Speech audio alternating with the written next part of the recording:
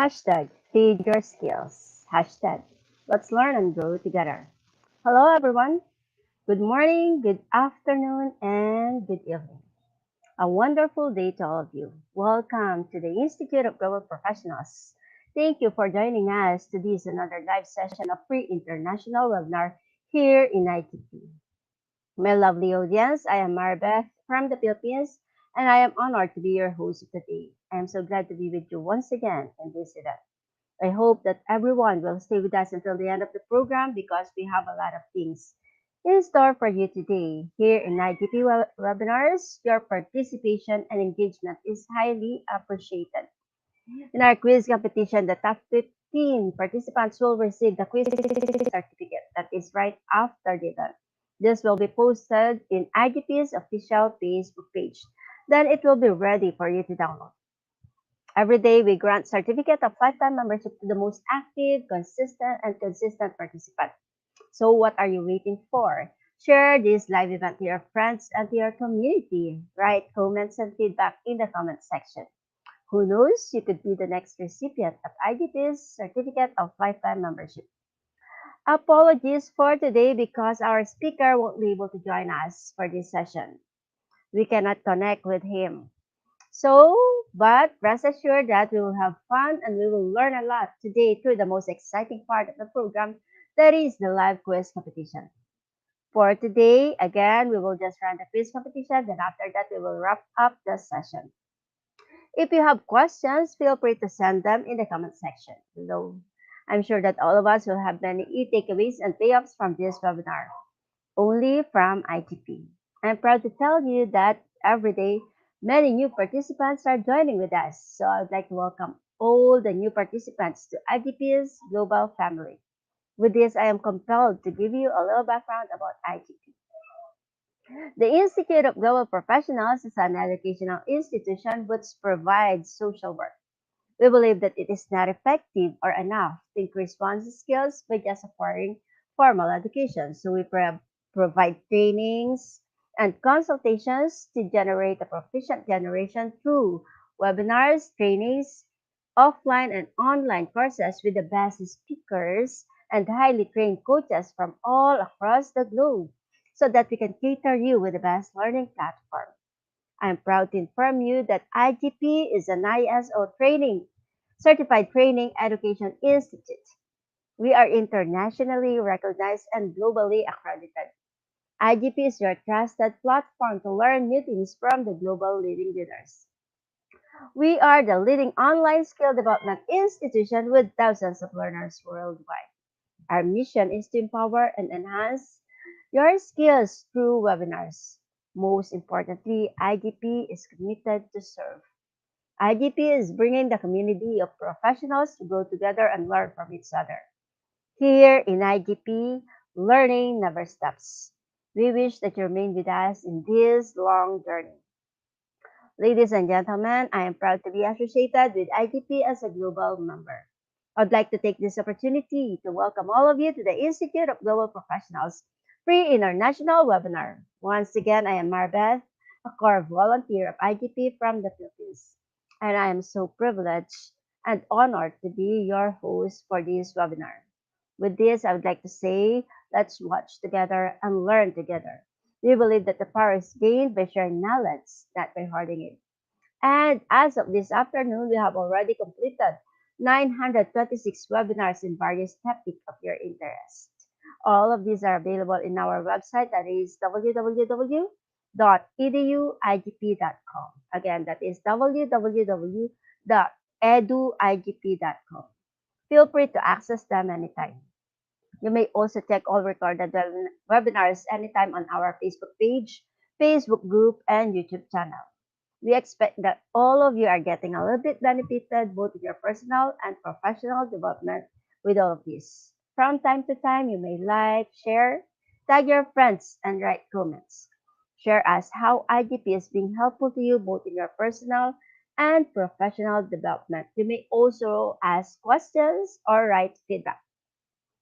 Don't forget to like and subscribe to our Facebook page, Facebook group, and YouTube channel. Make sure to click the bell button below in our Facebook channel so that you will be notified with our live streaming every day.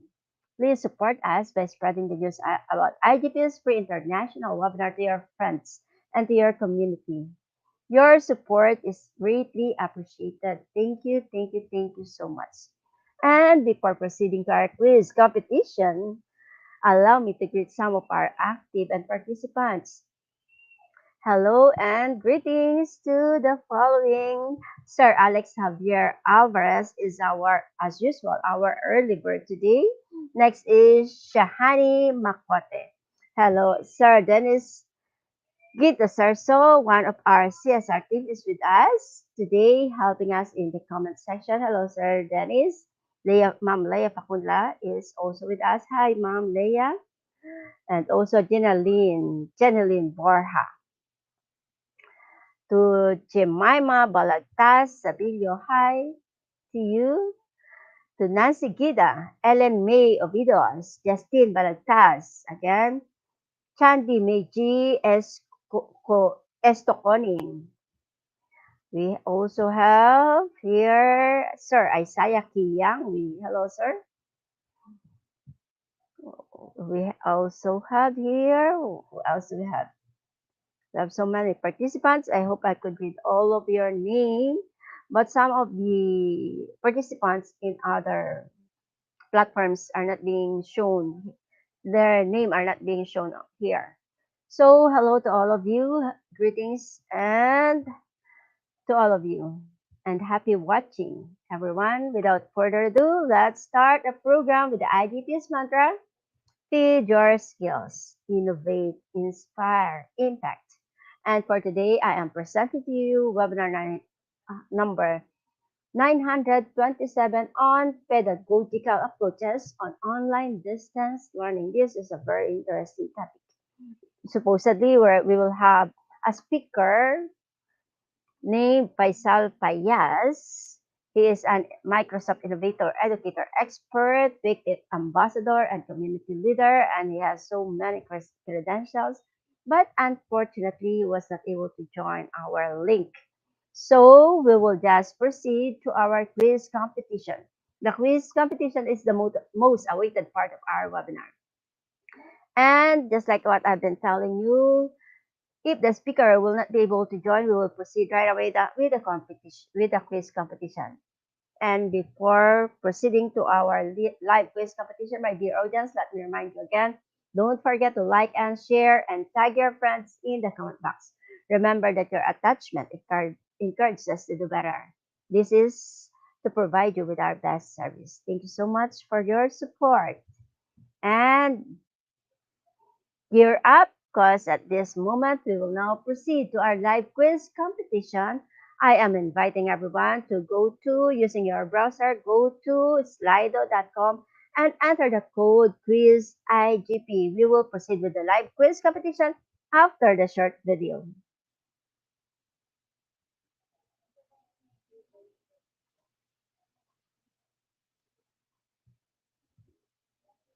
Again, our code.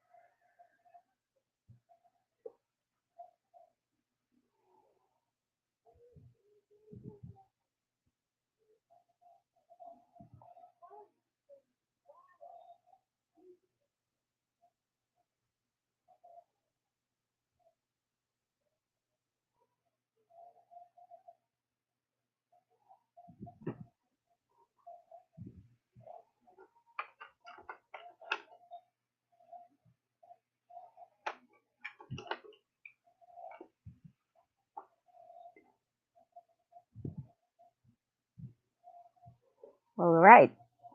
So we have now 32 participants who have joined our quiz competition.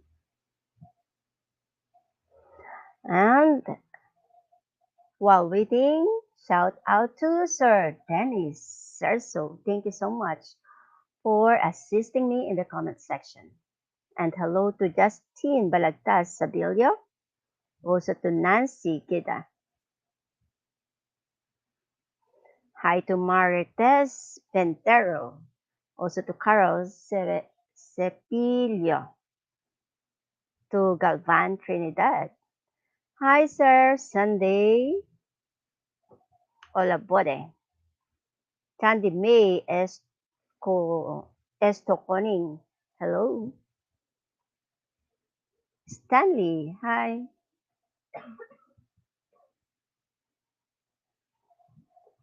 Hello to Olorun Toyin. Sepiyu Taiwa from Nigeria. Hello, sir.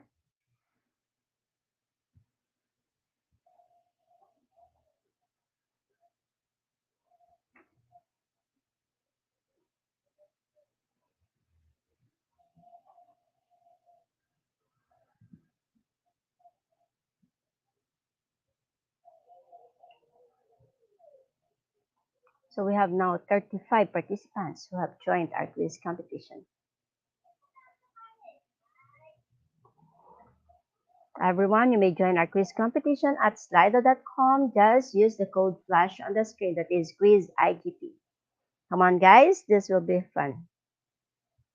The top 15 will receive the quiz completion certificate after the competition. Okay, we will be starting any moment from now. Hi to Amor Peace from Thailand. Also to Bernardita Regalado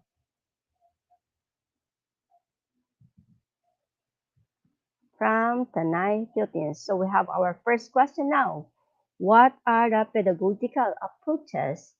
Liber Liberationism, constructivism, social constructivism, methodology, behaviorism, constructivism, social constructivism, or liberationalism. I don't see the difference. Oh, I see.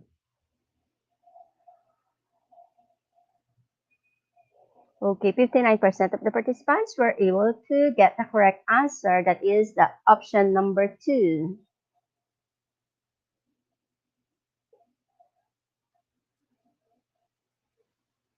And on our leaderboard, we have here the following. Let me see. Next question.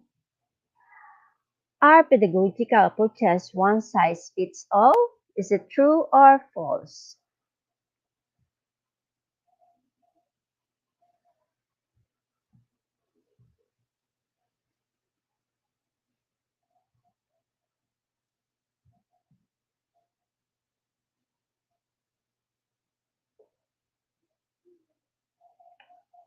Okay, the correct answer is false.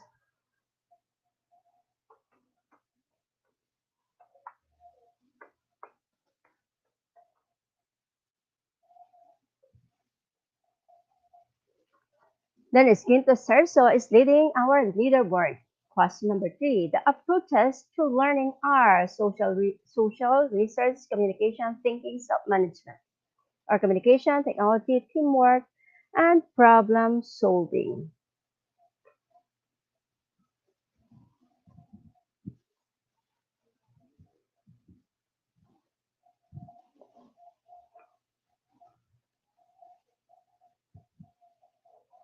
Okay, the correct answer is option number 1, social research, communication, thinking, self-management. Only 36% of the participants were able to get the correct answer.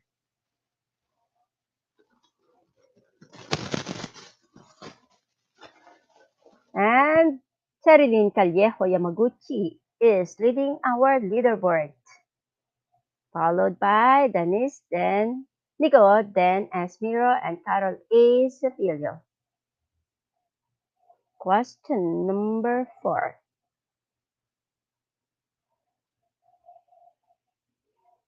Contrasting approaches to learning can be objective versus subjective approaches or student-centered versus teacher-centered.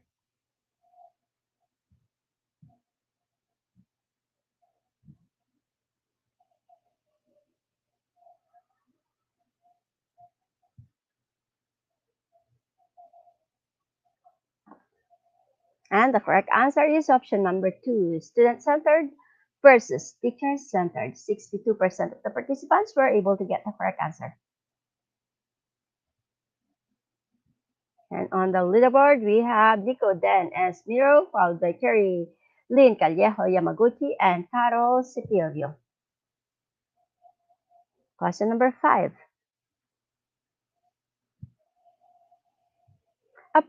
Approaches to numeracy do not include helping students invest in the stocks market or enriching the study of the other subject.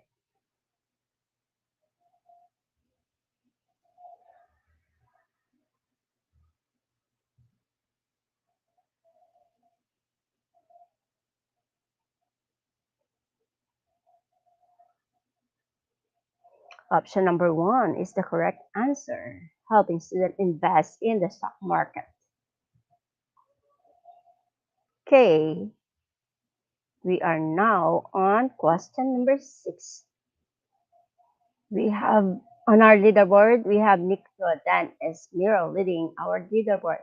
What is pedagogical knowledge or PK? The methods, strategies, or approaches that we use to teach or the knowledge that we need to acquire to learn technology.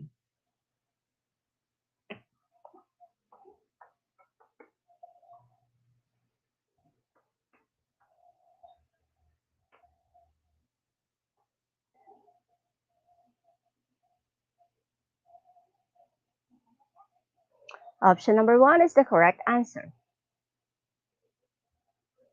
The methods, strategies, and approaches that we use. Okay, and the leaderboard, Nico then Esmer is still leading, followed by Cherry Callejo Yamaguchi and Carol A. Cepillo. Question number 7.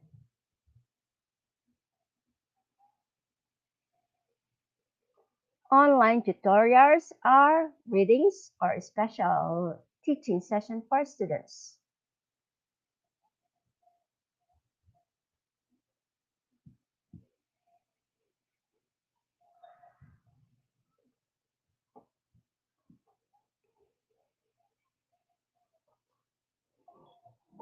One 100% of the participants answered correctly. Good job, everyone.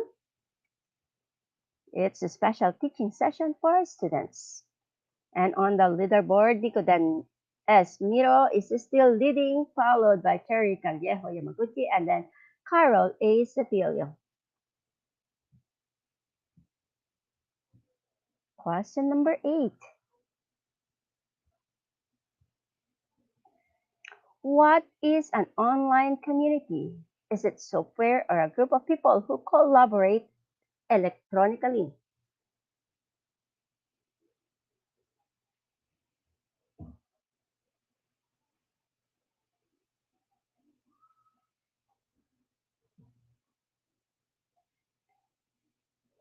Okay, 100% of the participants answered correctly. That is a group of people who collaborate electronically.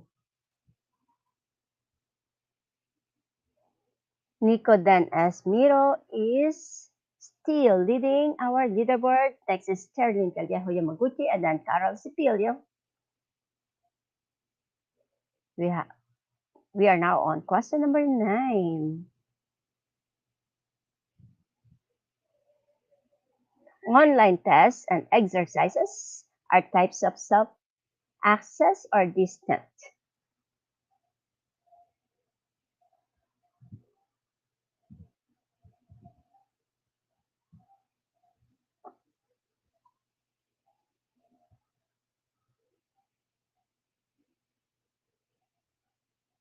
Okay, it is self-access. Only 48% of the participants were able to get the correct answer. And still, Nico then S. Miro is leading, followed by Terry Lynn Callejo Yamaguchi and then Carol Cepillo. And for our last question,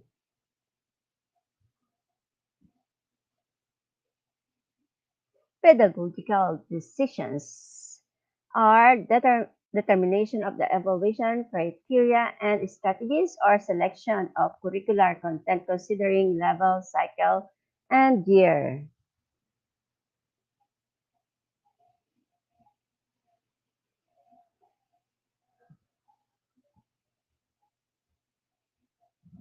And the correct answer is option number one. 74% of the participants were able to get the correct answer.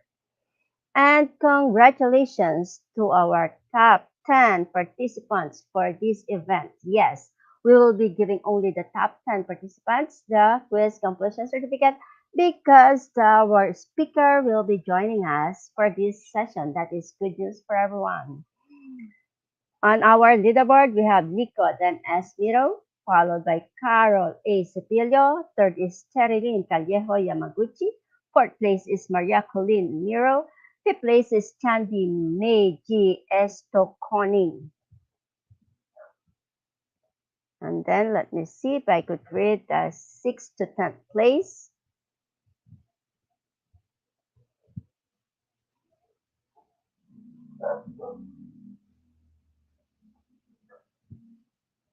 So I will not be reading 6th to 10th place, but you know your place. So at this juncture, I would like to congratulate the top 10 quiz competition winners. And then, okay, it's right here on our screen now. 6th place is Queenie. Saldijo. Next is Alex Javier Alvarez, Cheryl Ann Infante, Flomi Saldijo, and Joel Bernasar. Congratulations to our top 10 quiz competition winners. You will be receiving your quiz completion certificate after our live event. It will be posted in IGP's official Facebook page. And at this juncture, we are so blessed to have with us our speaker. Our speaker is a Cambridge certified computer science teacher, Microsoft innovative educator expert, Wakelet ambassador, and community leader. He is a qualified member of Project Management Institution USA in USA, Education Ambassador of International Organization of Educators and Researchers, International Youth Society, World Voice of International Association Secretary of Pakistan Gymnastic Federation. Without further ado, let me welcome on screen Sir Faisal Fayaz.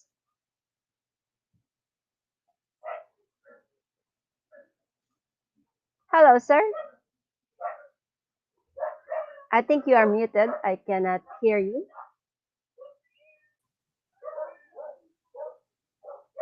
No, I can't hear you.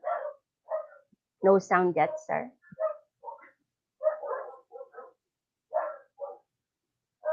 No sound, sir.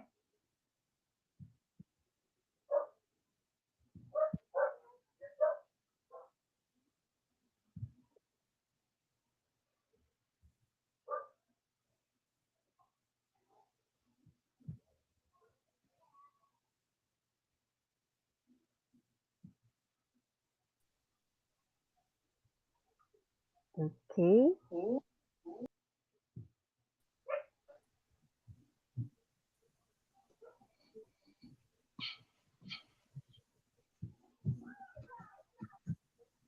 Try to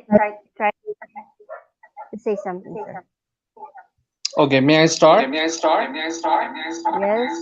you have echo, sir. Now it's clear. Yes. Can you just turn on your cam? Yes, I'm sharing my screen.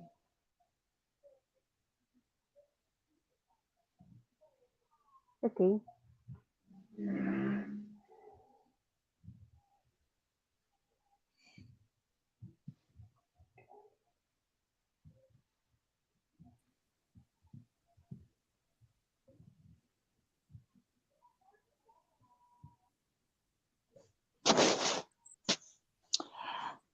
afternoon, good evening, and greetings to all my dear um, friends, my colleagues, and my all basically attendants from all over the world. I'm audible, ma'am. Yes, sir, you are.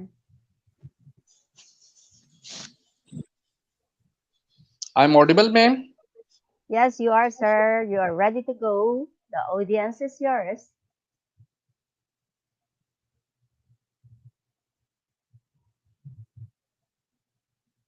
Try speaking again.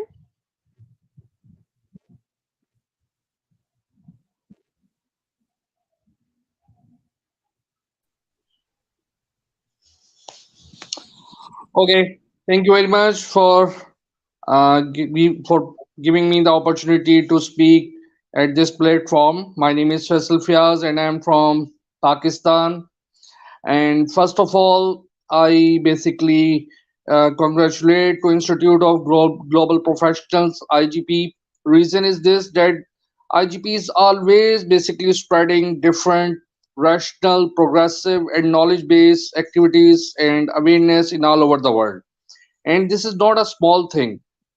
Reason is this, there is a basically noble cause behind that, due to which reason we are looking and observing different thing, and we are getting free access of knowledge from all over the world, which is not basically at free, but on the cause to serve the humanity. This is the main reason, due to which reason IGP is spreading this knowledge based awareness to all over the world, so that they basically invite and provide the opportunity to all the speakers of the world to speak and to basically deliver their insight at this platform. And this is a wonderful thing, and nothing basically you can compare with any materialistic thing. Reason this is only noble, you can say, cause, due to which reason IGP is serving and welfaring the community of every region.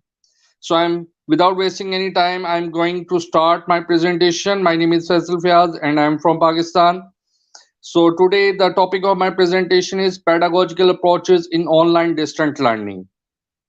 So we know very well that pedagogy and approaches and online distant learning, if we basically work on each and every word of this topic, then you can see that each and everything having a very deep insights and meaning according to this current era as well. Reason, when we talk about the online, so online we know very well, we have experienced that during COVID each and everyone basically becomes struck when the COVID virus was everywhere in the world, and we basically unable to speak, to communicate, and no physical connection, different kinds of obstacles, and you can say SOPs and the other things we basically observed during COVID period. Then we'll talk about the distant learning. So distant learning, obviously, it's not a new thing, but you can say in different contexts it was experienced in all over the world. For example, different kinds of open universities are providing the service of distant learning education in all over the world, and in through this they are trying to basically educate different peoples, and different students and regions, they basically gain advantage of this distant learning system as well.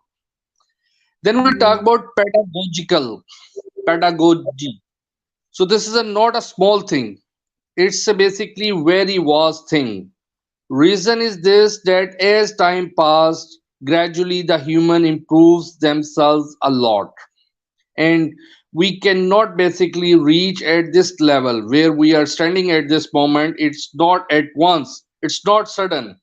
There is a centuries of humans' effort, their knowledges, their practices were experienced, and through that we are reaching at this level that we are getting different kinds of layers in our life, community based advantages, safety measures, innovations, inventions, different kind of rational thinking approaches, beneficial environment for us. So this is not a small thing.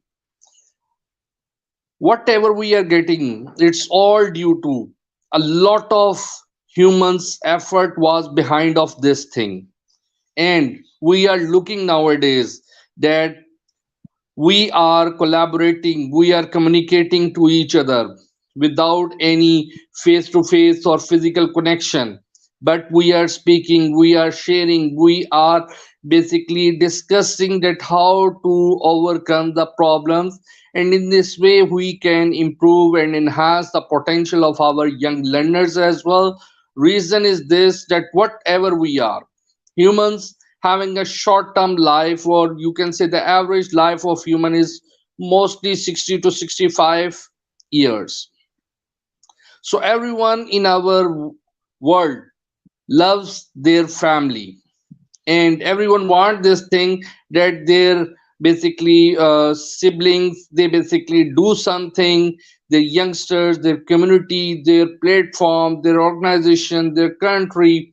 So every a single human basically is representing to himself at different levels, at home, at city, at province, at state, country, and in the world. And after that, you can say nowadays the universe is open. So it's overall this thing that universal or worldwide representation, it's open for everyone.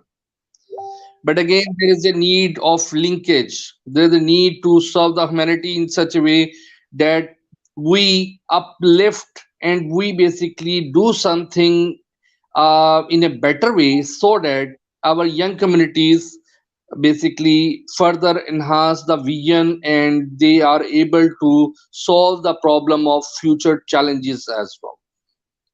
So whatever we have nowadays, it's not only a small thing or a small effort. As I have already told you, that a lot of centuries efforts was there. If we just take the example of Egypt's pyramids, Egypt mummies, so what happened?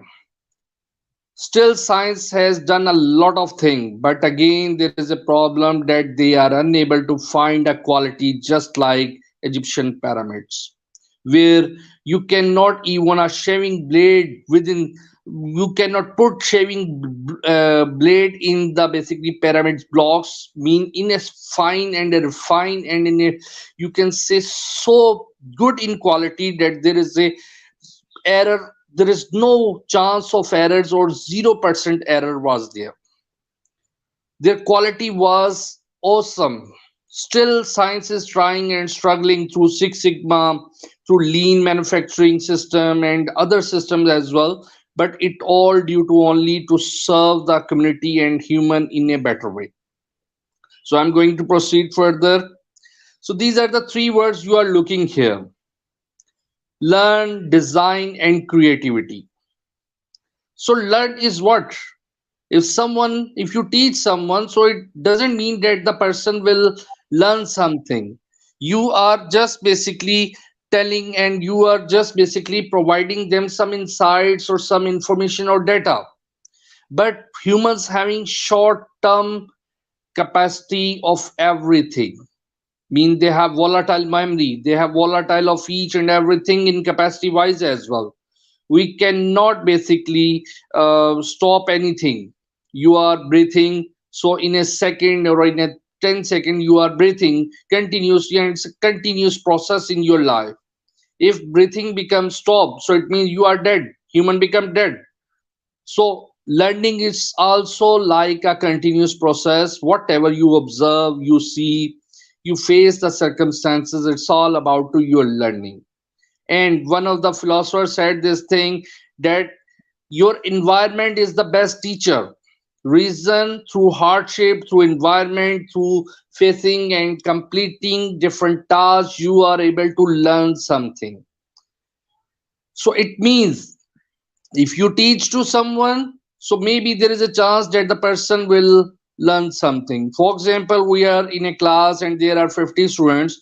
So if you are delivering lectures, so it doesn't mean that 50 all students will learn each and everything. Here we are talking about the basically rational teaching, learning, and for getting the rational outcome for our youngsters. So this is the topic of this presentation. So learning, it means that you are providing and delivering, but it doesn't mean that the other person will absorb or get or basically learn something. So there is a need to basically to involve that student or a basically youngster in different kinds of activities. Through that, you can basically provide them an opportunity to learn something. So if you involve to someone in different activities, then obviously the person will learn. As I have already told you, that environment is the best teacher, and if you provide environment to everyone or to any person, and the person will try to complete their task, then obviously he or she is able to learn something. Then we talk about the design. So design, it's just like this. Through that the system is working or the current routine is it's going on. According to Steve Jobs, design it is that which basically complete and help to basically to complete your task. Mean you could get the rational outcome after that design system. So we are nowadays having a different kinds of system. For example, our educational school system, our railway system, these are all the system has been designed to serve the community, to serve the individuals as well. So same like when we talk about the creativity, it means that everyone is looking everything in the world. You have eyes, you are looking, you are thinking as well. But creativity is that thing which you are not looking, you are not basically observing or thinking, but someone having the ability, uh, due to some reason, maybe god gifted, maybe due to learning, he is able to make a new thing in the world. So this is called your creativity. So this one is the basically simple diagram which I have designed for my topic and for my research as well. So distance learning, if we talk about, it has been distributed in two different things. So distant learning, it's a technological approaches, and the other one is pedagogical approaches. So when we talk about pedagogical, so it's a network learning, online learning, blended learning. You know very well, e-assessment, e-classroom, online learning where you are sharing through that Facebook, Twitter, Instagram. You are learning, you are trying to communicate, you are typing some comments. So in this way, you are learning and practicing something. Network learning, it's again you are developing a network. Through that you are basically inviting your attendees and to other person to learn something. So in this way the outcome is good and the community is basically getting something through these approaches. When we talk about technological approaches, so it's computer based training, web based training, web supported collaborative training. So these are not new things. But here I want to tell you one thing, that before 1980, there was not a subject of computer science, ICT, information and communication technology, or information technology. These subjects were introduced after the invention of computer. And after that, we can see this thing that the digital revolution or knowledge revolution becomes so much fast that such kind of experience never ever have any experience to see this thing in the world. So this one is teaching and learning. You are looking here constructivist, individual learning, case study, instructional material, question and answer. The other one is facilitated traditional way, and the society critical collaborative learning where you are basically communicating, and in this way you are learning. So these are the basically three main things you are here. So when we talk about traditional facilitated training learning, so it means the person is learning through basically classroom, schools, lecture, workshop, or something like. When we talk about constructivist, so it means individual learning, self-paced learning. where one person is very basically happy to serve his or her time with books. He loves books, and the individual basically want to do something. He's having reading habit as well. So in this way, the person is learning something. So this is called self-paced learning. Then the third point, which is basically collaborative learning. So it's simple is this, where you are communicating to different, you are sharing, you are integrating different things with your friends, with your youngsters, with your elders, and you are discussing different thing. And in this way, you are learning and you are sharing your thoughts and you are looking their opinions as well. So professor, tutor, student, case study, problem-based learning. So these are the example of this thing where we are free to collaborate to anyone in the world. Nowadays, the platform world is open. This world has become a global village. Every person having equal rights. So no one can stop and block the and create the obstacles on in any person, uh, to basically to create the barriers for learning or educating or something else. So now I'm going to talk about what is an innovation. Invention plus commercialization. So when we talk about invention, it means which is new, which never ever was observed or experienced by anyone in the world, and that's a new thing for every human in the world. For example, when we talk about computer, so it's simple this thing that a machine which basically take input data from human, process that, and after that create some optimal outcome and rational outcome for the humans.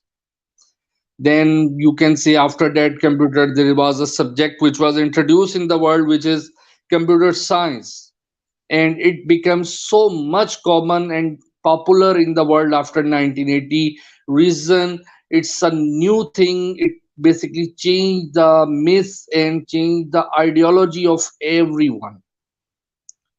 This was in the first time in the history where different communities, regions, and you can say thinking groups, they are basically able to communicate on a single platform.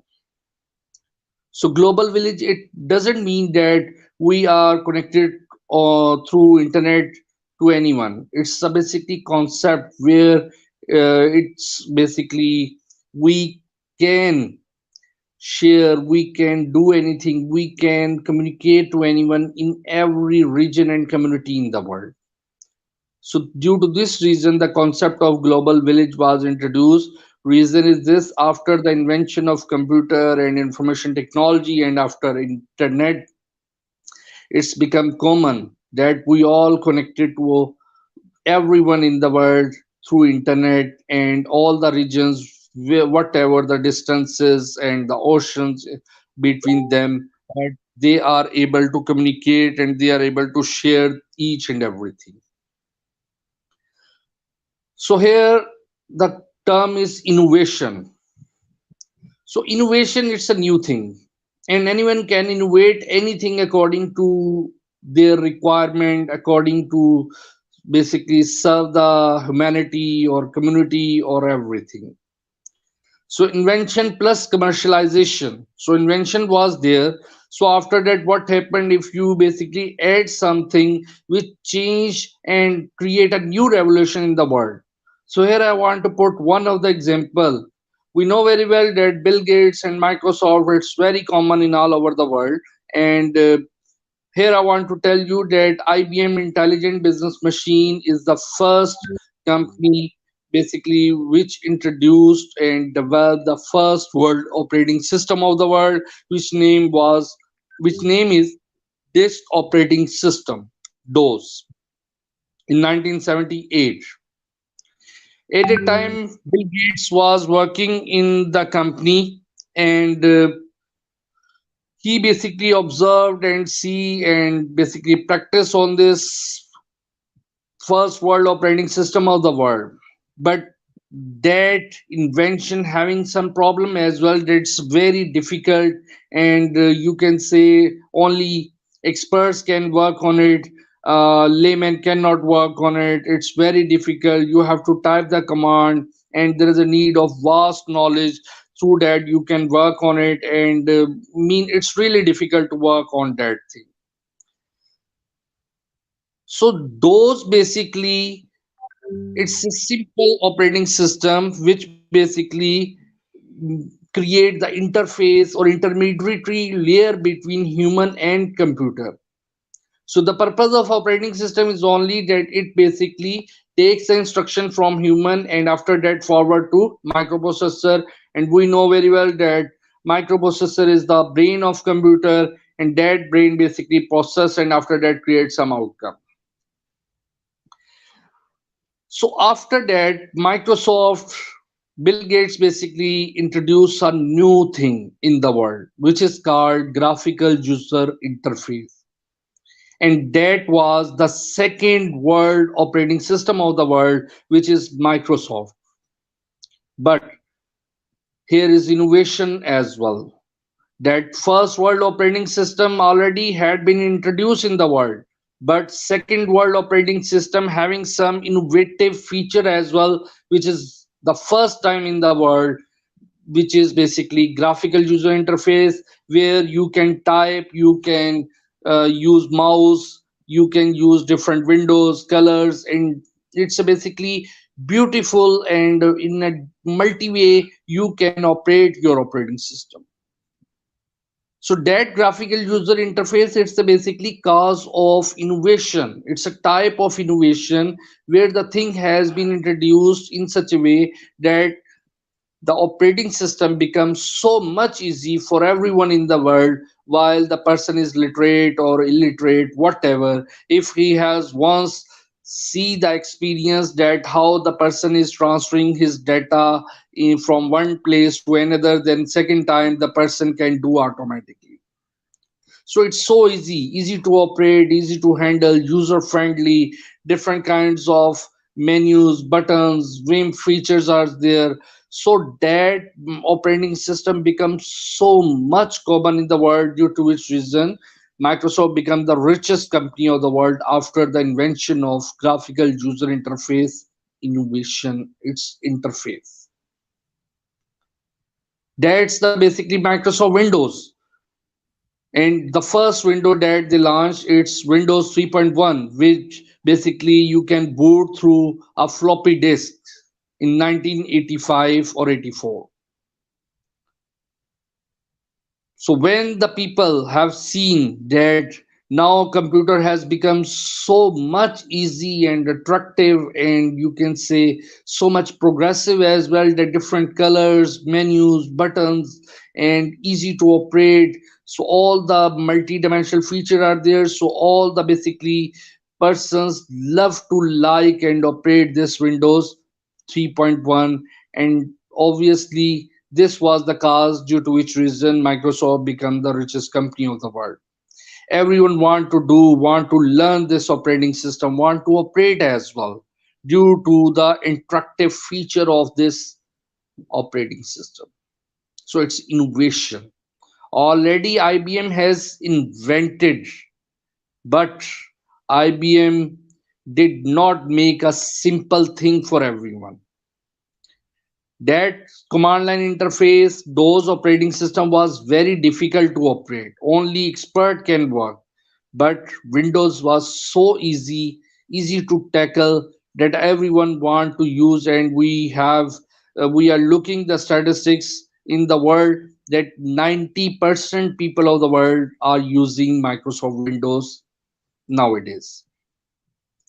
And one more success of Microsoft is this, that they gradually upgrading and providing different new basically versions of their operating system as well. So it's innovation again.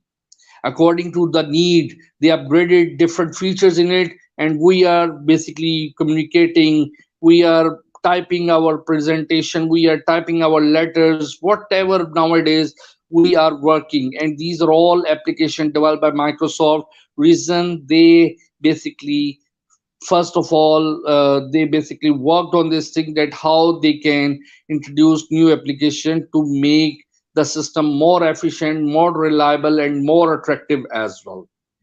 So when there is invention and after that there is a purpose of commercialization, or there is a nice cause or noble cause is there, so the obviously that innovation become the basically marvelous as well in the world. So Microsoft become the richest company we have experienced. Now these are some of the features of innovation. One by one, I am basically discussing its idea, practice, or object that is perceived as new by an individual or other unit of adoption. So it means that invention is in front of you and you are adding some new feature in it, due to which reason that product become very easy, maybe for local community or maybe in a specific region. But nowadays different standard have been developed in the world, due to which reason the compatibility and portability issue was resolved. Nowadays everything has been designed in such a way that everything is feasible and automatically integrated with other devices as well. So again, this is innovation. Reason is this: if we talk about 1990, so at that time when we basically want that time the basically features of operating system and application features was not good and not so too much basically easy or efficient as well. But Microsoft worked on them, on these features gradually, and provided to the community as well. Nowadays, we are using Microsoft Word, Microsoft Excel, PowerPoint, and there are abundant of softwares are available, applications are available, mobile apps are available. Through that, we are basically solving our daily life problems as well. So it's a new knowledge to offer a new product or service that customer wants. So, for example, if we talk about motor vehicles, so when it was invented or developed, motor vehicles, so at the time that car that was basically offered for sale, it that car does not has and had any sufficient features at that time. The purpose of at that time was only to traveling, or you can say run for some time. Here I want to put one example. One basically point is here that system is basically a thing where all components work together for a single purpose, for a single point, for a single thing. So nowadays we have motor vehicles, and our motor vehicles having different kinds of systems in that car. Mean GPS, your musical system, your air conditioning system, your cooling system, your anti-braking, your anti-straining system, power straining system, or something like different features are there. So these are all basically different systems as well, but they have been integrated in such a way in a motor vehicle that your car become the smartest car as well. And engineers and scientists still working on that thing to improve their levels, their quality, their efficiency, their basically service of reliability. They are trying to enhance as well. Again, innovation is search for and the discovery, develop, improvement, adoption, and commercialization of new processes, new products, and new organization structures and procedures. So we have discussed this thing. I have told you this thing that innovation is a simple thing where you just add new things. Here I want to put one example is here. Uh, in my, I was in basically Atlanta, in USA. So last year I basically initiated a project with my student that virtual human health and safety integration system. So the concept was very simple that I want to develop a device or a prototype which basically help to every older person or every needy person. Reason we know very well the different. If we talk about if someone basically having any heart diseases and there is a heart attack, so the person is unable to call to everyone.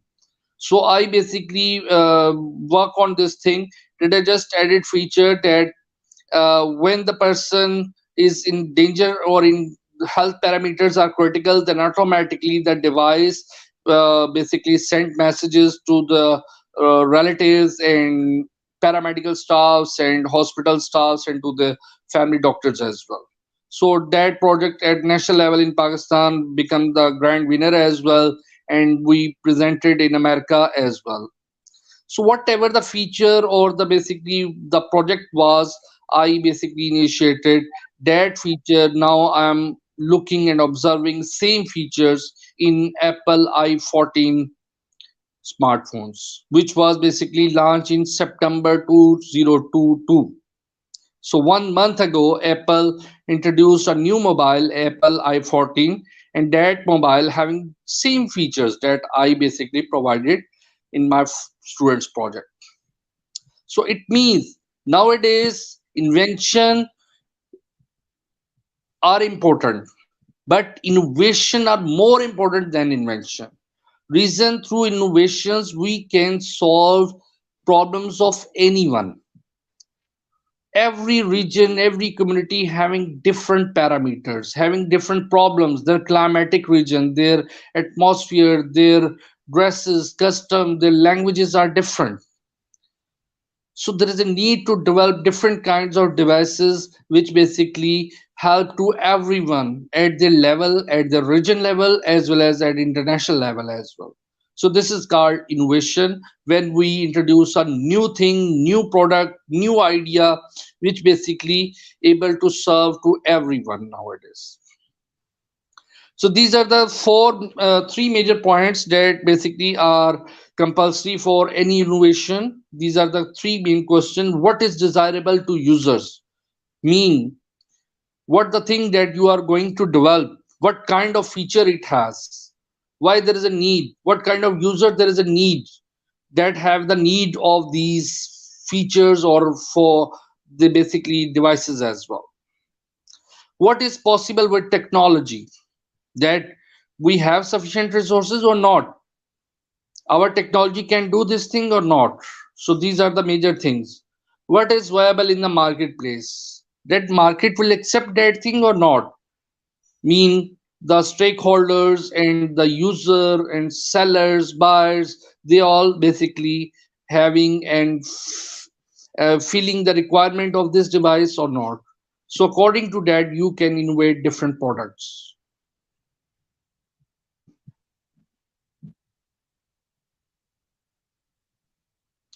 So after this, the characteristics of innovation.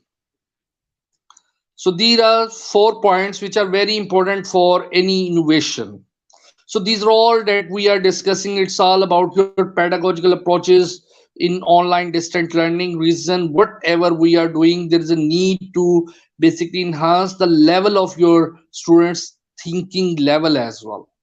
If you give them different variety of lessons and variety of knowledge, then obviously they will able to grasp that thing. So innovation characteristics are four that I'm discussing. Its object or target which is being changed.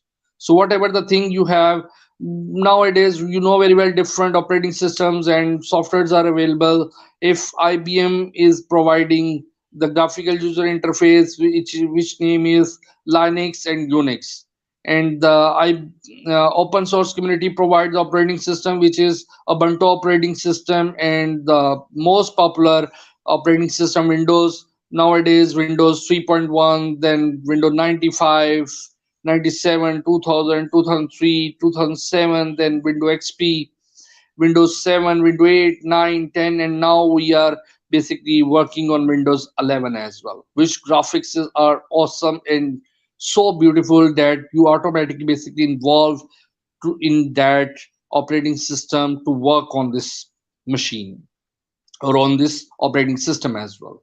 Graphics are so much beautiful and you can say so much efficient as well. So it means humans always progress gradually. They cannot basically change the thing at sudden. Here I want to mention one thing more, that IBM introduced the first world operating system of the world, which is DOS. And the second is basically graphical user interface, which was second. But command line interface is having DOS, and on the other hand, when we talk about graphical user interface, it's Windows. But in second operating system, but due to graphical user interface, it's become the first one graphical user operating system in the world. So it's innovation, while DOS was invention. Reason, before DOS, there was not a single operating system was available in the world, and DOS was first world operating system of the world. And still, if we observe at the backend level, your DOS is working, and your basically Windows is just like a flavor, or you can say upper layer, as you people wear the different glasses on your eyes.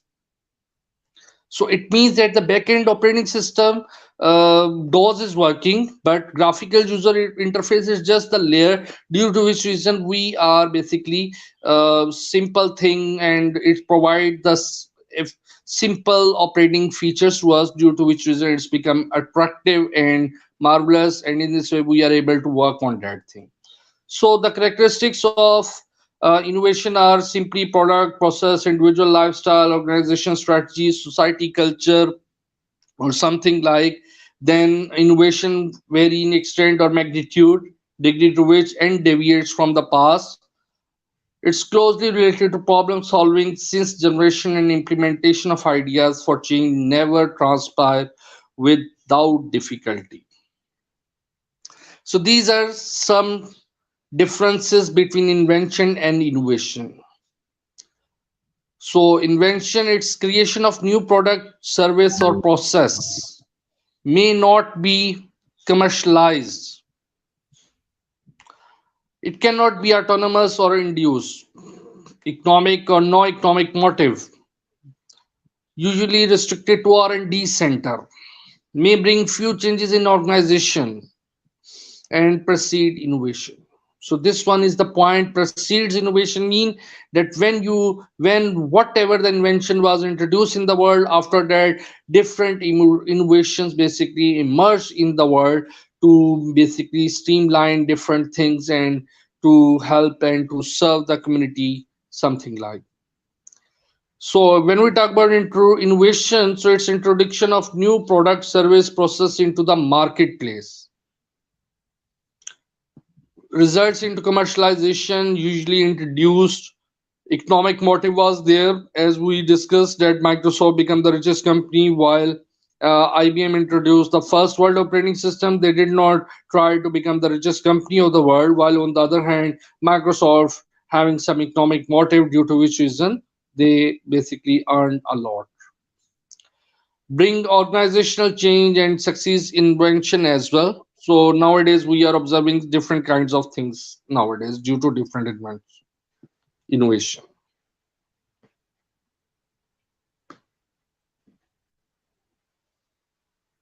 So now technology will not replace all teachers, but teachers who use technology effectively will probably replace teachers who do not.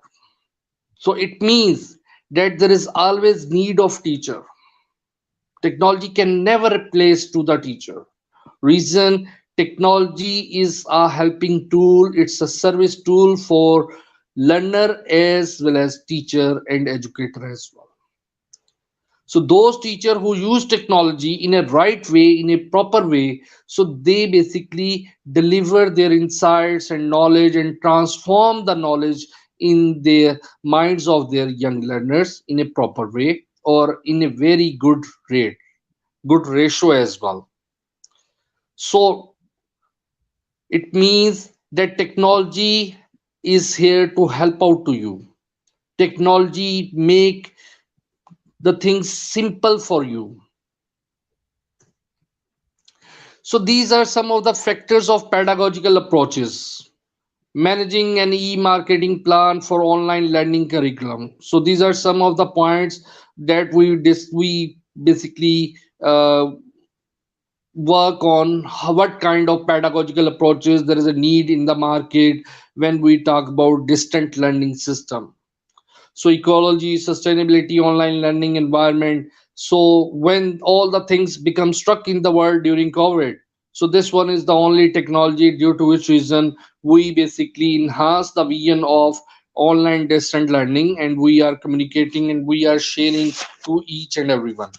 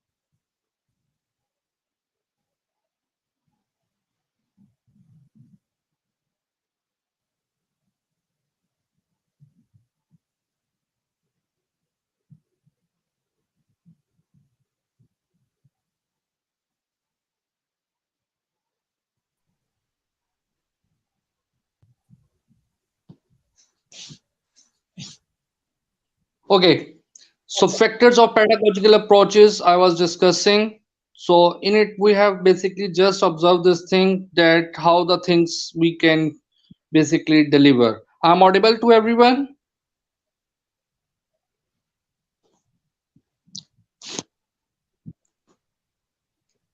I'm audible.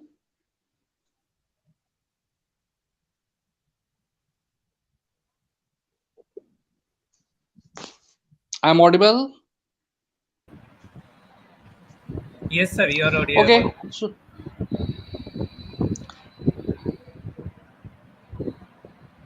I'm audible, ma'am. Yes, sir, you are audible. Okay. Okay. Thank you. So after that, strategic planning for online learning, cost estimation, e-learning design, project management, managing quality in online education. So these are some of the points on which we basically develop different pedagogical approaches to basically refine the learning of our youngsters. So evolving electronic style book, touchstone for online learning, project management, interface for interaction and knowledge building on the web or something like. So, as you know very well, that touch mobile was introduced in the world after 1998. So what happened before that? We have different mobile cell phones which having different styles and button shape was there, but now buttons, that mobile buttons like now obsolete in the market, and everyone having touch mobile nowadays. And you can observe this thing that touch mobile having the different interfaces, human user interfaces there, that we are working our touch screen as input as well as output as well, and our youngsters are more smarter than user than us as well. So these are the basically six subjects that we discuss when we talk about different pedagogical approaches. So if you fail to plan, then you plan to fail. So exactly same like that, e-learning, it's not a simple thing. It's a very complex and you can say multi-dimensional, multidisciplinary approach as well, where each and every subject has been integrated in such a way that your multi-sensory approach will add up in it. It's not single stimulation. In traditional educational system, what happened, there was a simple teacher and different students are there, and they are basically watching and listening to their teacher. But nowadays everyone is learner. Even teacher while teaching learn different new things.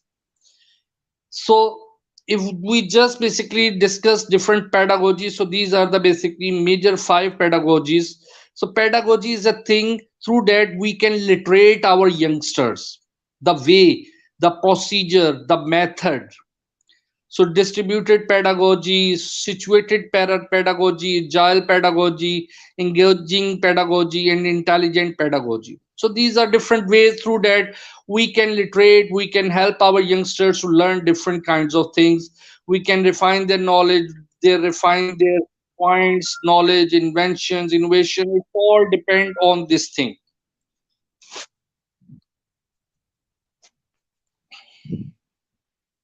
So these are the basically learning objective, e-learning content to be included, research best practices for teaching the subject matter, gather your e-learning team, specific tasks of the e-learning project or something like. So now target of education now has come in front of you. So these are the four different generation it's in front of you. Green evaluation, industry and technology, knowledge society, innovation society. So when we talk about green evaluation, so you can say before than 1920. Industry and technology, you can say 1920 to 1960 or 1970. Knowledge society, 1972 onward, 2010. And now innovation society, which is 2010 to onward.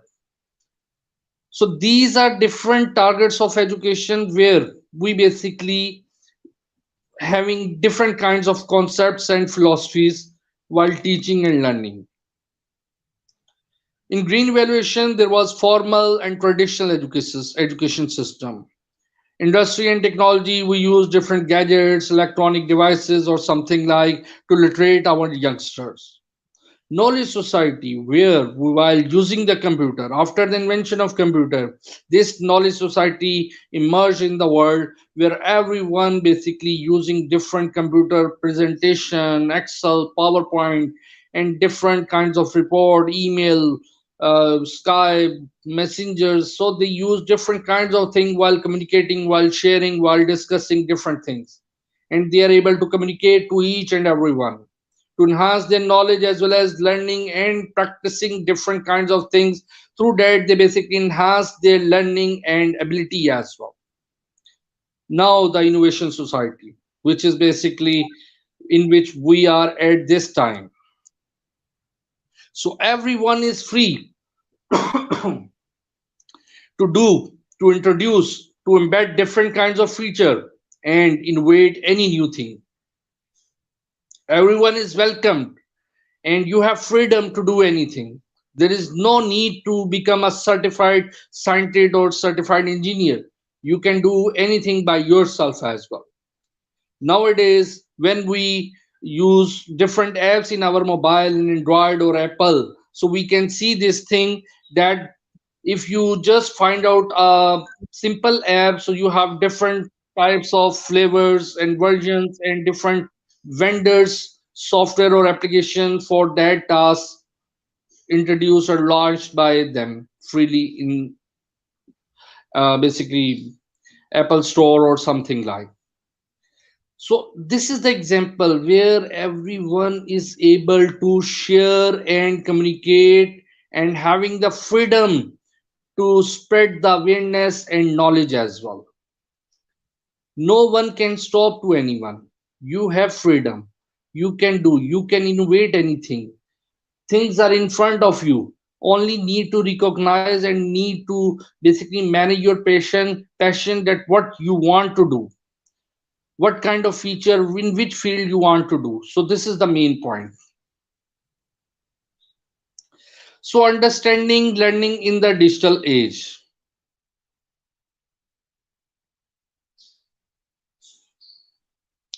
So when we talk about understanding learning in the digital age, so we know very well that this one is the first time where each and every continent become connected to each other.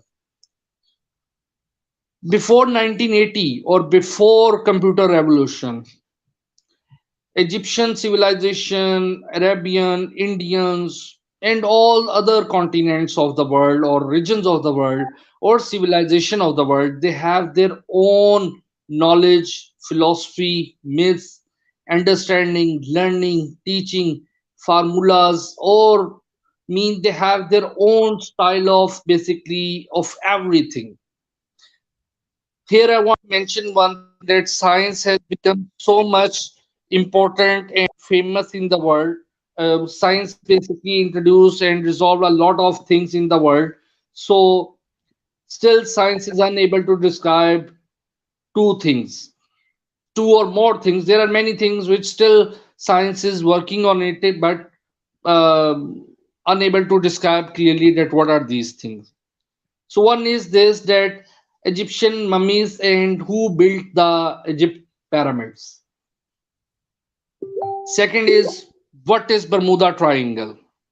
Still science is unable to describe clearly that what are these things. Even science is struggling, trying and working on that thing to know that what are these, but still they are working on these things. So it means now we it's first time in the world where everyone become connected to each other. So still there is a need to refine some of the things of science and technology as well, as we have seen that the earlier Egyptian formulas, that how they save their mummies, how they built their basically Egypt pyramids, still science is unable to describe anything about that thing.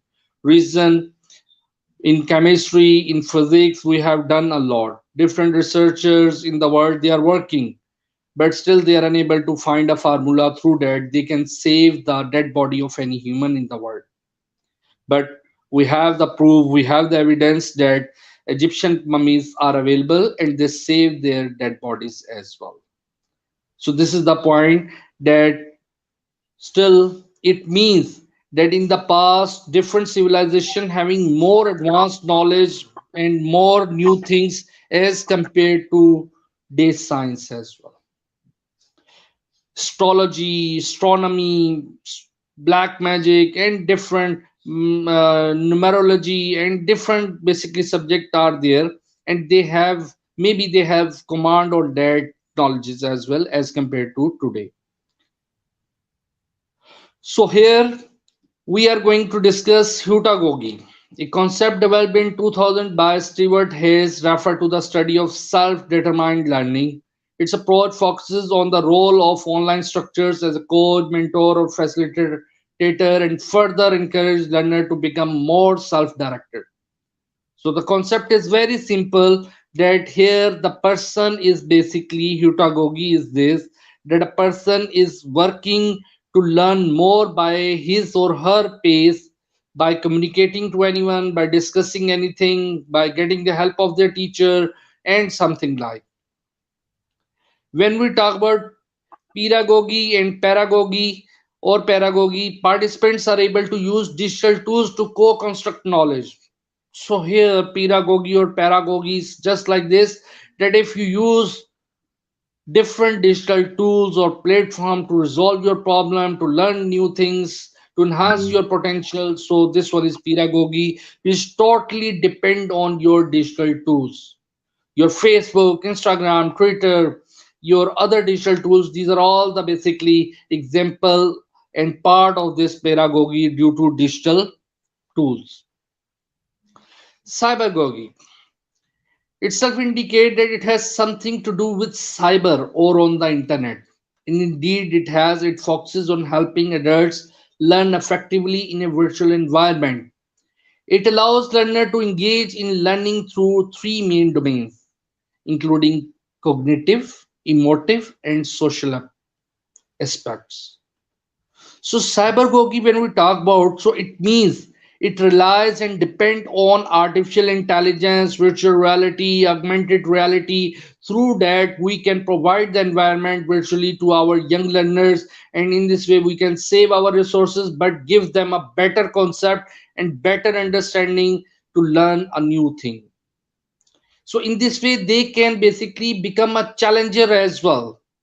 For example, if you want to train any person how to basically operate a airplane, so obviously you through simulation nowadays you can do this thing. And the first step for any pilot it is this, that firstly virtually or remotely they basically with the help of simulation they learn this thing, that how to operate a plane. So we have observed this thing that different astronauts are basically going to moon and other planets as well nowadays, and for experiments, for basically exploring the universe or something like. So before sending them in the space, they have the training in a virtual space room where they basically feel, and zero gravity where they basically observe that environment, and they basically try to do different tasks. So in this way they practice that how they can basically walk, and they can basically operate and move their emotions and move their basically physical status or something like in the space. So this one is very important, that cybergogy, it means through that you are learning something through virtual reality, artificial intelligence, augmented reality, and in this way you are basically getting something which maybe you cannot observe, or the you get the thing physically in the world, that experience, but virtually you are observing that thing. So in this way, we can train our youngsters and young learners for future challenges as well. The purpose behind them is only this, that we want to train our youngsters or young learners to make them 21st century problem solvers. Reason, whatever we have learned in at our school time, the things rapidly become change in the world after 1980 specifically. Means such kind of rapidness and efficiency or progress never ever happened in the world. Not exactly, but maybe it was happened in the earth. But this was the first time that when through internet, through computer, we are communicating and we are integrating, we are sharing, we are in connection to everyone in the world. So such kind of experience never ever was happened in the world before this computer revolution. Before this computer, we are using the traditional approaches. We are restricted in our communities. We are restricted in our civilization as well. And according to them, we proceed. According to them, basically forward our actions, and according to them, we do our different routine based tasks. So this one is the example of digital age learning ecosystem. It's in front of you. Sense of community, essential question, captivating digital content, assessment for learning, engaging instructional strategies, supportive classroom environment, differentiation and accessibility, multiple technology tools. So here you are looking one thing, that the digital age learning system, it's not a simple thing. It's a basically diversion or basically inversion of different things on a single point to provide the experience, to provide the opportunity to the young learners of different things at single time through multi-sensory approach, not a single sensory approach. So this one is again a picture of basically demonstration of pedagogy, andragogy, and cybergogy. So when we talk about pedagogy, so it's children learning elements guided by instructor. Simple, the formal teaching method where you are delivering and the learner is listening to you. So in this way, you are giving them some assignment, some quizzes or something like. When we talk about andragogy, so here we are motivating self-paced learning and different, you are basically encouraging to someone to do something, solve this query, solve this problem, and enhance the basically quality of problem solving.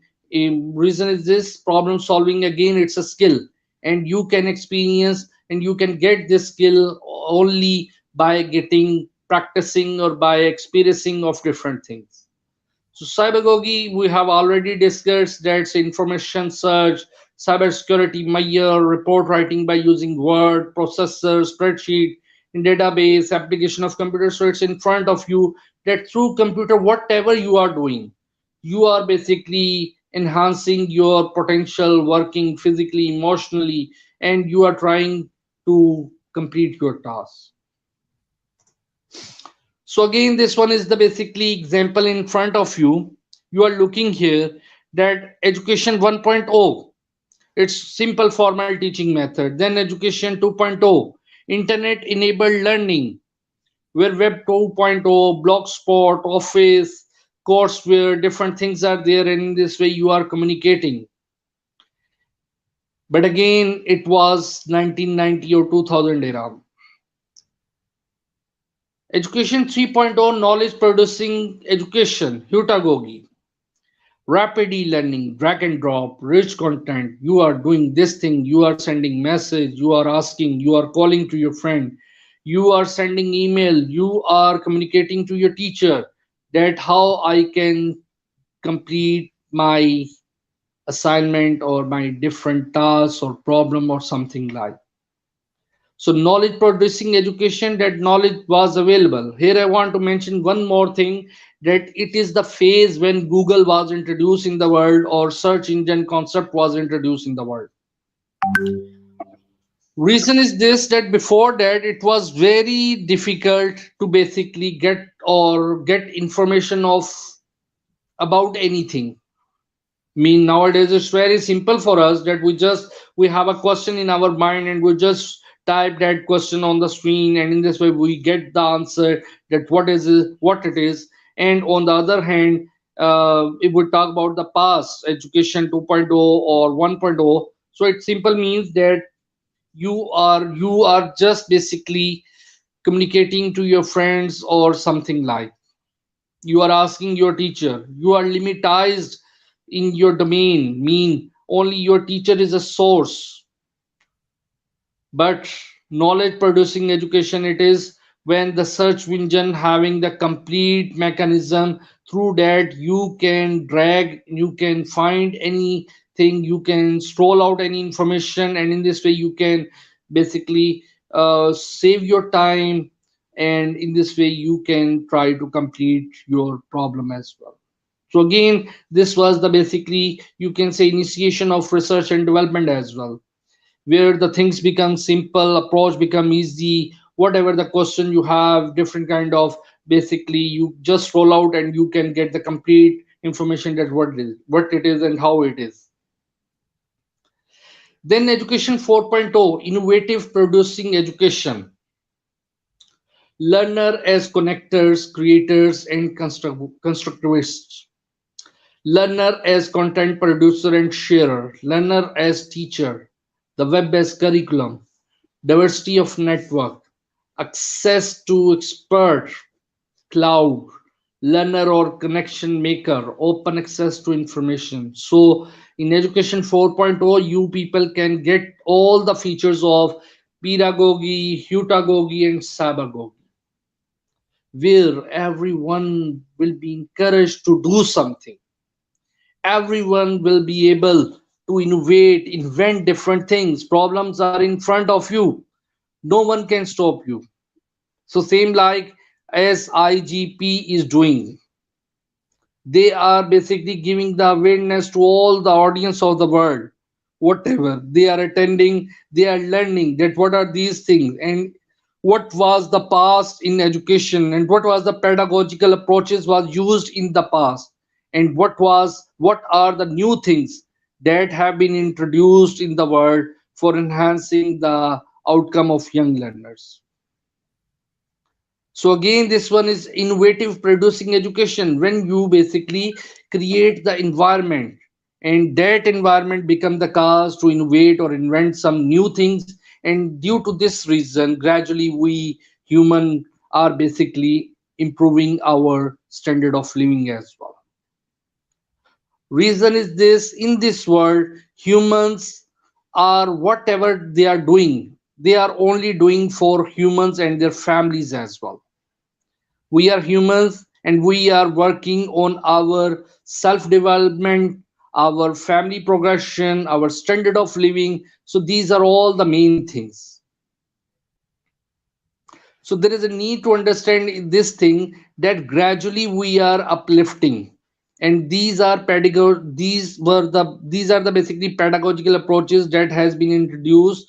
They are basically, there is a lot of effort behind them to develop. Reason, they are intelligently designed in such a way that you can learn the things in an easy way. So this one is the Bloom's taxonomy. It's in front of you. This one is old one, but I will discuss later on. I will show you the new one as well. So in Bloom's taxonomy, remembering, understanding, applying, analyzing, evaluating, and creating, these were the phases. So if you are a common man or a normal person, so first thing is there is a need to memorize of any young learner that what it is. So your parents, whatever they basically tell you your name, you are calling and you are basically recognizing through that name. Then understanding mean when you basically grow up and you become the age of 5 till 10. So your understanding is this, that this thing is not good and this one is worst and this one is good. Applying, now you are in the phase where you basically practically you are trying to do something. You are running, you are jumping, you are writing an essay, you are reading, you are basically delivering a speech as well, you are debating as well, analyzing. Now you are in adult stage where you are basically looking this thing that what are the different things and how we can compare, contrast, criticize, discriminate, distinguish, examine, experiment, question, test, whatever. So you are able in this phase to analyze different things. After that, the second last is evaluating. Students justify a stand or decision that what is mean you are here to judge, defend, select, appraise, support, value, evaluate. So these are the parameters of this stage. The last one is creating. Now you are well knowledge person, you have received your graduate degree or master degree. Now you are able to produce or create a new concept or new thing. Reason you have covered all the things, and remembering, understanding, applying, evaluating, analyzing, you have done all the things, and now you are able to basically create a new thing. So this Bloom's taxonomy also basically tells this thing that what kind of rationality the person is having. The higher you go up, the higher level of thinking. So if a person is only analyzing, so it means the person is only having a average level of education. But on the other hand, the other person is basically in the phase of creating, so it means the person having master degree or have touched the highest level of quality education or something, so he is able to create or do something in the world as well. So this one is the basically Bloom's taxonomy that's in front of you, the old one and the new one. So in old one you are looking, remembering, understanding, applying, analyzing, evaluating, creating. But on the other hand, the new one is this knowledge, comprehension, application, analysis, synthesis, and evaluation. So the right one is yellowish, basically table is your older, and the bluish is the new Bloom's taxonomy, where the status has been changed into different things or different words. So remembering, so it means you have the knowledge, understanding, so it means you can contrast, you can define it, what are these things, you can comprehend that thing in your own words.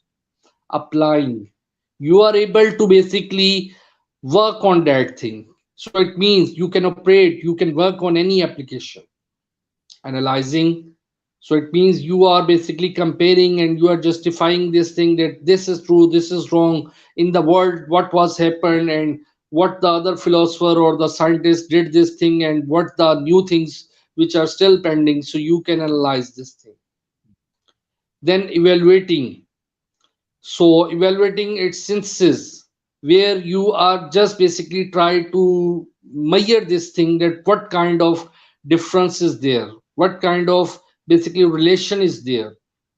Then the creating, and on the other hand is evaluation, that you have the ability to evaluate that thing in a right way, that what will be the outcome of this thing.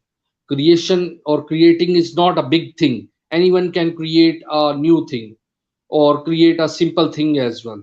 But evaluating is this thing that what is the outcome of that creation. So due to this reason, this will become the evaluation is the most important thing. So here you are looking different digital application which have been specifically designed specifically by um embedding these pedagogical approaches for the young learners. Facebook, it's coming, you remember or understanding at first level. So now we know very well that whatever the literate or illiterate person they are using nowadays, Facebook, Google, Twitter, Bingo, and same like application. But when we talk about create, so there are different digital tools which are very complex to operate and to work on it. So not a single person can basically, not a layman can work on it. Only experts can work on it. So these are the differences, and these applications have been designed in a specifically by measuring their pedagogical approaches for the rational outcome. So this one is Bloom's taxonomy for iPads. So you are looking here that remembering having these apps, iBook, Noteshell, Stack the Countries, even Notebook. So same like are there. And after that, understanding, Stream Camp, and good reader, touch draw, pages, something like. In applying, you have application different visualize, Gear HD, Keynote or something. Analyzing Lino, IT thoughts, your Dilgo, 3D cell stimulation, Go Skywatch, Go Docs. Evaluating, you are looking here Skype, where you are basically online face to face communicate to anyone, and Flipboard, Goodreads, so Wunderlist. So these are the applications where two-person remotely work on a single place as well, virtually. Creating, so these are the different things where doing puppet polls, Animoto. So these are different applications have been designed according to pedagogical approaches. So this one is very important thing, personal learning environment, PLE. So this one is the brain is in front of you. So different pedagogical approaches or different digital apps have been designed in such a way while while basically evaluating and measuring the basically human brain capacity as well. Your Gmail, Exchange, Skype, online video. So these are all basically having something which are basically which your brain accept, as well as uh, these application attract your brain as well through due to their multisensory attraction and approaches as well. So these are the most important thing, network, physical locations, your traditional media. So these are all very important things. When we talk about physical locations or your museum, your basically work, schools, city, home, cafe, library, so these are the places where you learn something. When you talk about the network, so these are your basically personal behavior publicly articulated, and your network, your Facebook friend list, Twitter, Instagram, Facebook, same like these things. Web 2 social media share, blogs are in front of you where you are working, and in this way you are completing your task. So this one is again apps and uses SAMR model Bloom's doc. This is very important, very complex model, and in it basically your recall, skill concept, strategic reasoning, extended reasoning, and then according to Bloom's taxonomy, their parameters have been designed, and after that, different digital apps have been embedded in it. This one is learning theory, and again you can see that different digital applications are not simply designed, they have a lot of work, and they have different philosophies, they have done a lot of works as well, due to which reason we have different learning methodologies and pedagogical approaches, due to which reason nowadays we have rational application that basically enhancing the potential of our young learners as well. You can observe this thing that our young learners are more smarter than us. Even, for example, your child is having the age of 7 or 8 years, he's more basically habitual and more expert on your mobile or tabs or computer as well as compared to you, while playing different video games, gamification, while working simultaneously, while reading, writing something. So they are more experts than us as well. So as we have discussed the Bloom's taxonomy, the old and the new one. So there is revised, and both I have discussed. The higher you go up the triangle, the higher your level of thinking. So this one is Kohler Center outcomes. So these are the basically the learning things through that you can basically, it's just like your environment that you are at the center, and all the basically these parameters, when you basically are in connection with them, then automatically you absorb and you are learning something.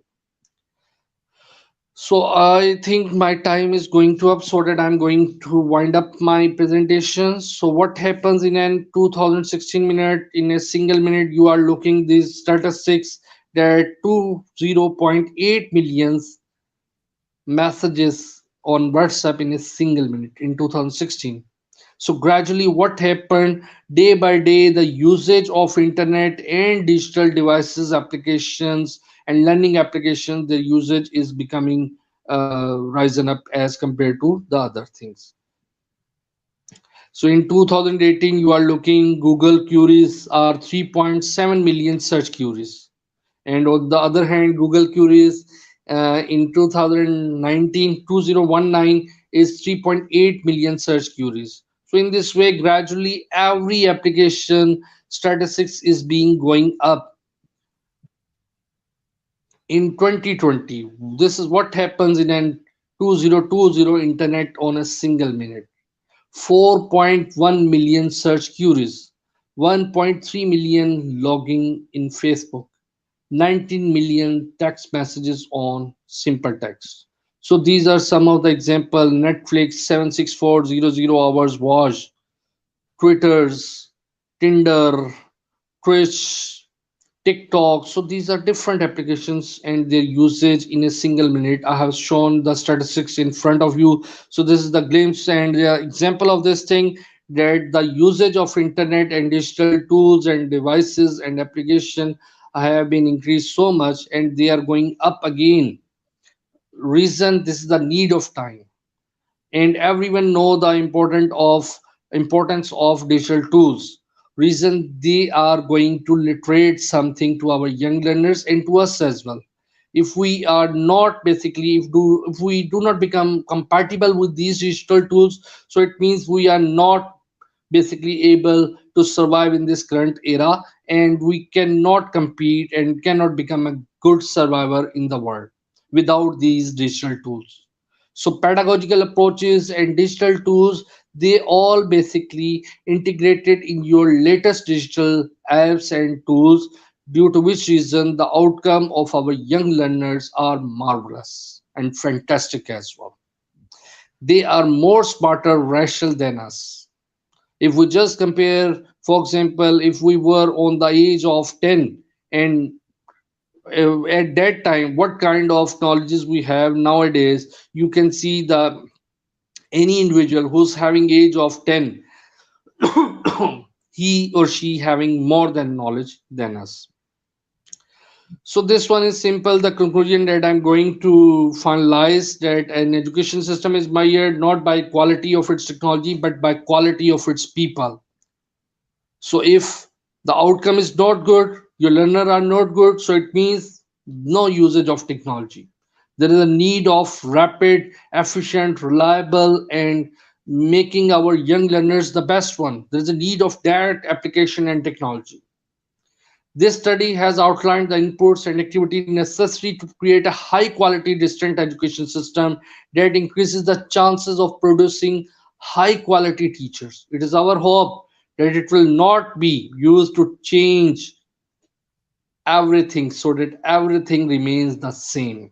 So it means there is a need to only enhance their mental capability and capacity through that digital apps, digital applications, and these pedagogical approaches. Reason, we want our young learners more smarter and the problem solver of future challenges as well. So again, it is understood as a call to change what is needed to improve teaching and learning for teachers and their students. No one can deny the importance of digital applications, and during COVID 19, only way through which teachers try to deliver the pedagogical approaches in an online distant learning is your internet and these digital technology. This is futuristic and innovative approach through which, while keeping distance and by following SOPs of COVID-19, humans are trying to streamline the education system in the world. So this thing is very important, that these digital application and technology are upgrading, and they are basically progressively they are being upgraded in such a way, so that our student and youngers and our young generation become good, smarter, healthier, and become the problem solver of future challenges and 21st century skills as well. So after that, thank you very much. If you want to ask any question, you may ask, please.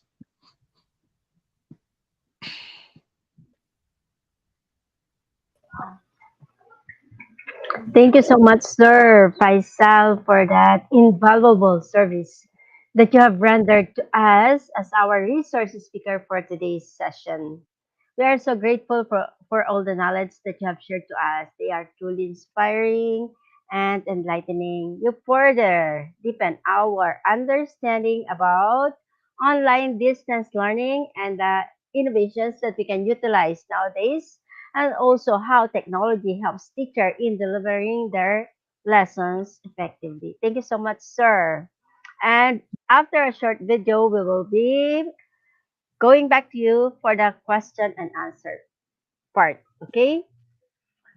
To my lovely audience, don't go away because at this moment we will now indulge ourselves into a meaningful discussion with our energetic speaker in the Q&A part of this program. You may start sending your questions in the comment section. Meanwhile, let's enjoy watching this short video. Please stay with us, sir. After the video, we will have the Q&A part.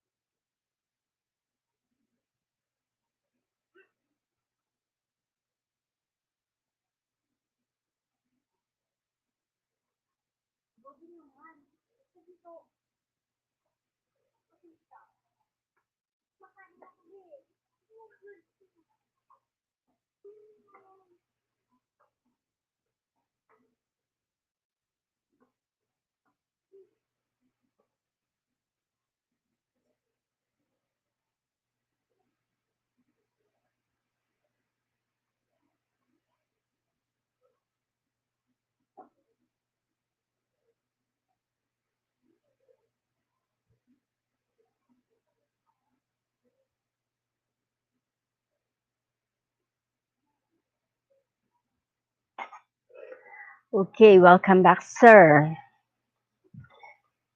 Our first question is from Sir Flomi Salvicho. But before I read the questions, I would like to tell one of our audience is asking how to get the certificate. I will be telling you how to get the certificate later. Okay, just wait a while. Okay, our first question is from Flumi Salvicho. Good evening, Sir Faisal. How can teachers use technology effectively to enhance teaching and learning? Well, we cannot hear you, sir. Sir?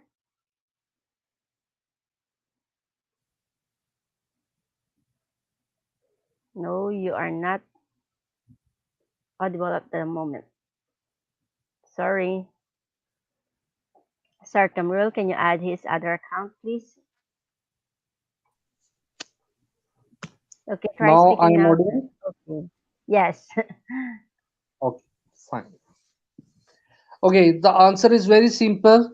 First of all, overview the application by yourself. Reason is this, that there is a need to engage the students and see that what is your requirement first of all, what you want to deliver them to your young learners. Mean if you want to if you want to basically enhance their concept learning, so there is a good application of quizzes.com, and Quizlet is very good application. And if there is a need to basically draw something, so there are different applications where you can share your open board and you can get the consents of your young learners that what are these things. So flipart, flipgrid, different applications are available, and randomly you can use them. After that, you can use Edmodo. This is a very good application where you can Google Classroom, where you can basically engage and basically keep them streamline your all students at a single pace, and you can assign one task and automatically all the tasks will be forwarded to all the individuals. Google Classroom, and there are different things are available. So firstly, there is a need to rationally design that what is your requirement. And again, at the earlier and while starting my presentation, the second slide was is that where I have discussed design, learn, and creativity. So design is very important. Without design, if you start anything, so it means you are just basically averagely you are trying to deliver something. So it's better to first of all design a proper thing or a system for your students, and according to that you streamline your and initiate different activities, and obviously all students will basically work on that thing. Quizzes, quizlet, flipgrid, and a lot of applications are available. There is no need to worry about anything. But first of all, try to find out your requirement, and after that work on these things to design effectively that how you can do this thing. Skype and different apps are available. Thank Okay, you. that was a very brilliant answer, sir. Let's check if we have our next question. Do you have more questions, my dear lovely audience?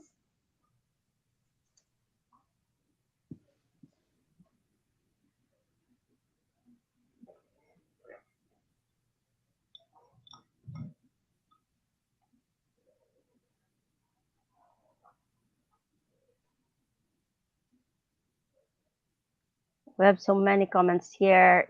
Those are gratitudes. They are saying, thank you, sir, for the wonderful topic and highly insightful knowledge. That is from Sir Sunday.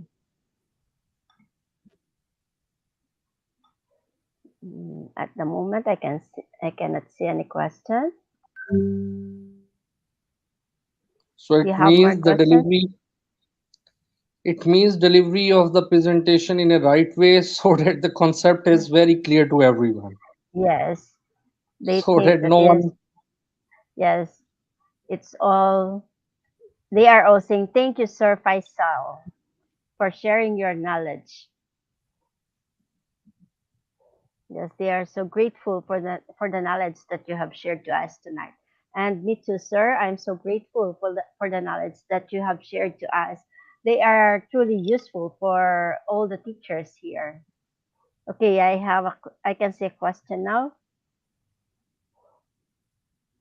Okay, is it learn and create, or learn, design, and create? Is it design, learn, and create, or learn, design, and create?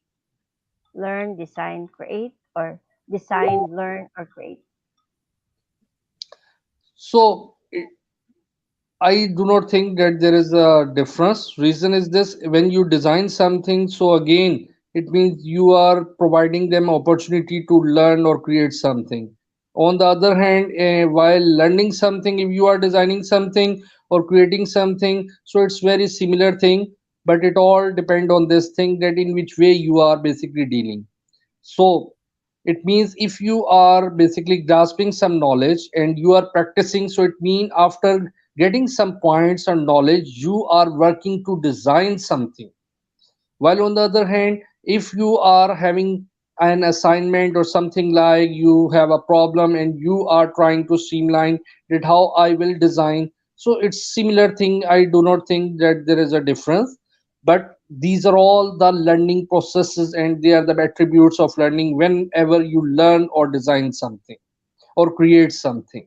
So these are basically, you can say, dependent on each and everything: learning, creativity, and design.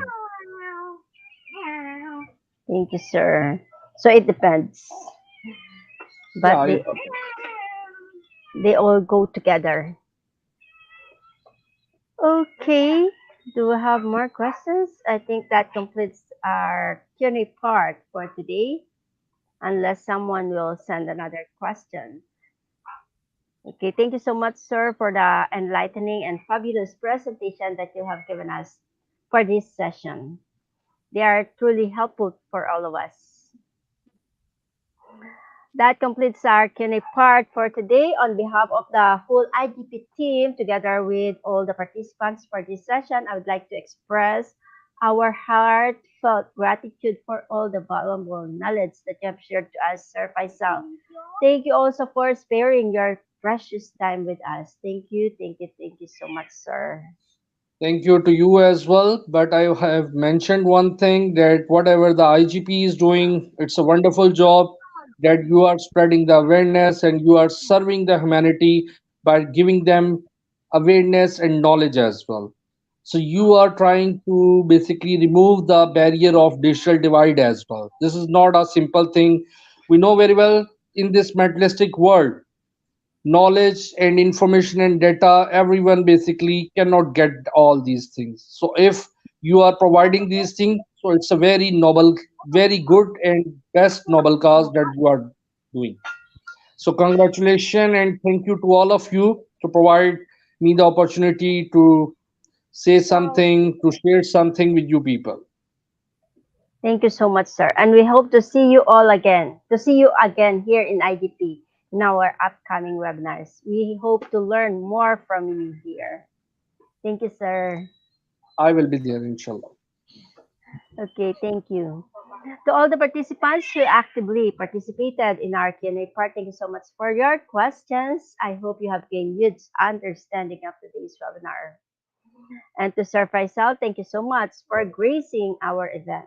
This has been a fruitful and rewarding day because of our dynamic speaker for today's session. To my fellow knowledge seekers, I would like to thank all of you for attending today's session. Let me thank all of you for being so patient, active, and attentive all throughout the webinar. Hopefully, you have learned something new today that will be useful in your life. And the beautiful thing about learning is nobody can take it away from you. That is from BB King. We will proceed to the certification process now. Don't forget to collect your e-certificate after the session. But as of the moment, I think we're having some trouble with our website, with our server. So you cannot collect your e-certificate because of some technical problems that we have with our website. But we will rest assured that we will be providing you all the codes that you have missed, all the codes that we have not given you once the website is back. We will give you all, we will be posting this in IGP's official Facebook page.